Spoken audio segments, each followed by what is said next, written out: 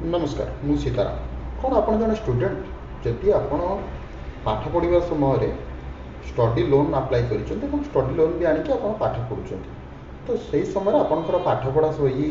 किंतु आप लोन बर्तमान जॉब आपको मिलनी किंतु बैंक रु बारंबार आपको नोटिस आसला आपणकर स्टडी लोन पेमेंट करने किंतु आप सही समय कौन करेंगे कि आप बैंक रे स्टूडेंट लोन डेफरमेंट अप्लाई करेंगे अप्लाई करने द्वारा आप जरिया बैंक कर्मचारी को आप बुझे पारे कि आज्ञा मु बर्तमान मोर पाठपढ़ा सरी जाइए किंतु मु बर्तमान चाकरी अप्लाई करुँची खोजाखोजी करुँची जब भी मु चाकरी जॉइन करी निश्चिंत रूपे आपणकर लोन सुझा आरंभ मु करदेवी जहाँफल कि बैंक कर्मचारी आपण लोन रो वैध अवधि माने समय सीमा को